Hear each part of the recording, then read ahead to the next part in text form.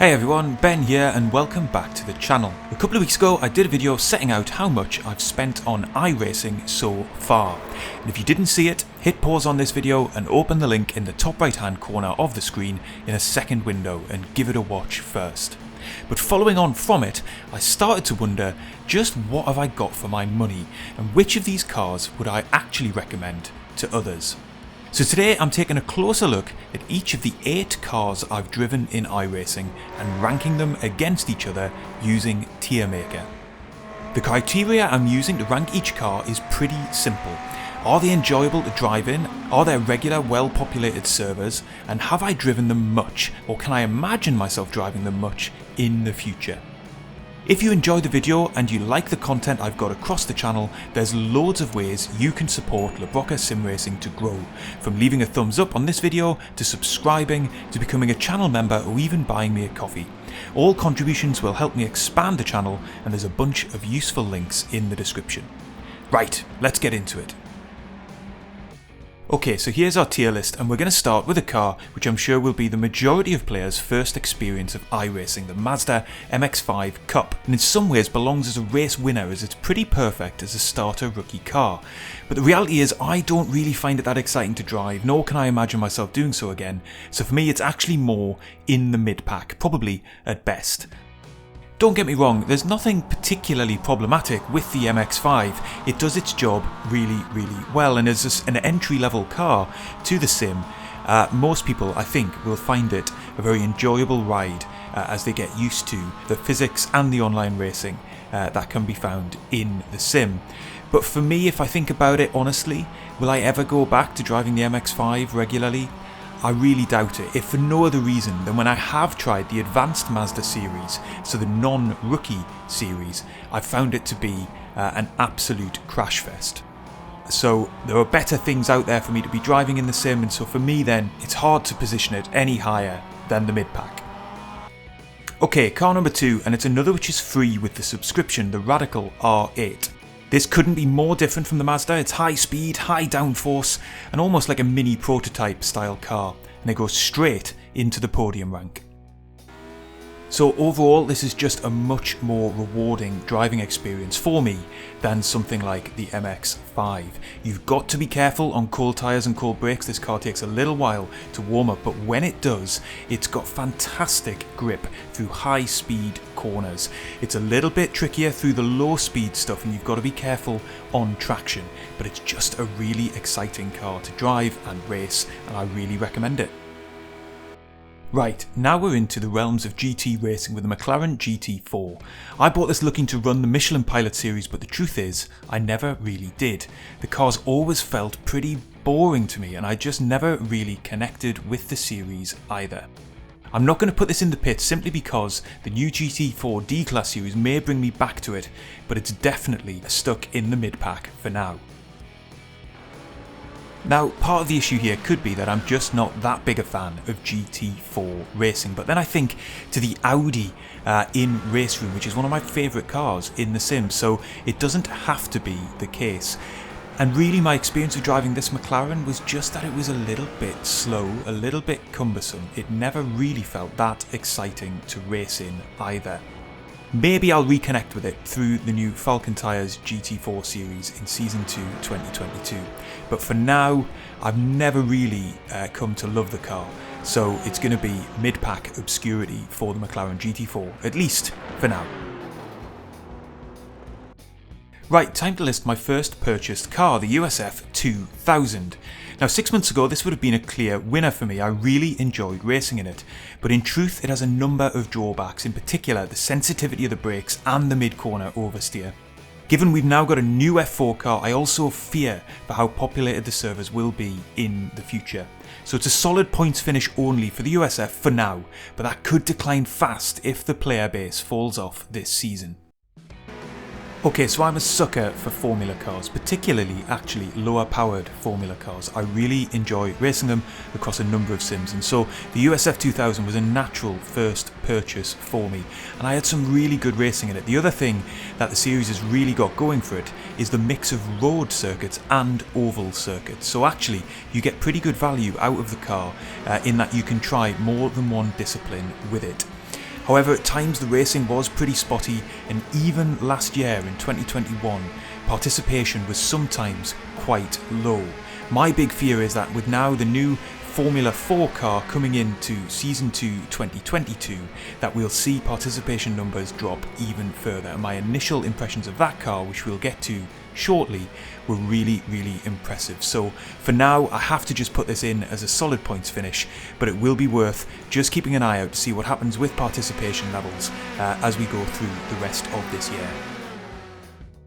Back to GT racing then, it's the Ferrari 488 Gt3 Evo. Now I've driven this car a lot in ACC, and while the iRacing version lacks some of the nuance and sophistication of Competizione's GT3 cars, it's still a blast to drive. More straightforward and with more grip than ACC's version, the Ferrari Fix Challenge is a hugely well-populated D-Class series, and you also have the various GT3 and IMSA classes you can compete in too, and regular endurances. So this for me is a solid podium position. Okay, so the Ferrari Fix series in iRacing is pretty notorious. It can get pretty wild in terms of driving standards and the racing, and plenty of those sorts of accidents do occur. However, it is possible to have fun in this series. You've just got to take a little bit of caution in your racing, and hopefully the higher splits have less and less of that as you go. The car itself really is fun to drive. I've no idea if it's more realistic or less realistic than the ACC version, but one thing is for sure, you can really push the car. It's got lots of grip, it feels really fast, the car model is beautiful, and there are plenty of options to get it racing in iRacing across a number of different series. So a solid podium finish for me.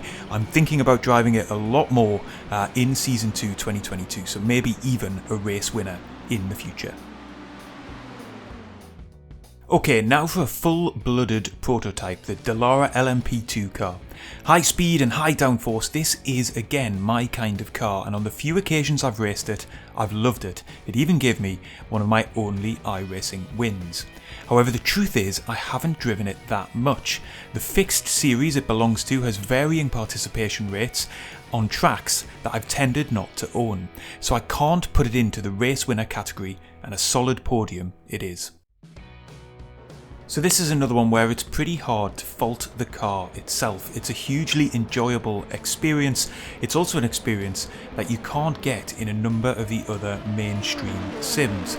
So why is it not a race winner? Well, as I say, the truth of the matter is participation rates and the track selection for the LMP2 prototype fixed series just haven't quite worked out for me. So it's just not a car I've been able to turn as many laps in as I might have imagined when I purchased it. I'm hoping that might change in the coming season because, as I say, it's something I really enjoy driving.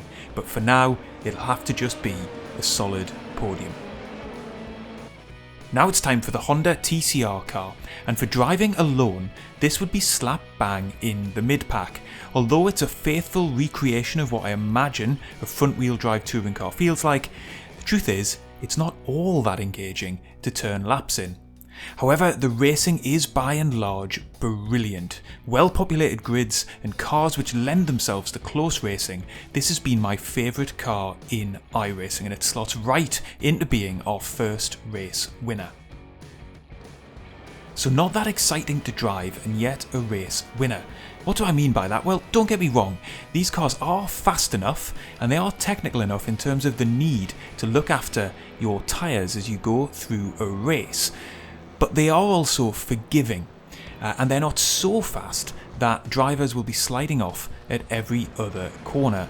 There's actually a degree to which these cars are quite forgiving, and that means that close racing is really possible, as you can see on screen now. And I found that across the season that I ran in the first part of 2022.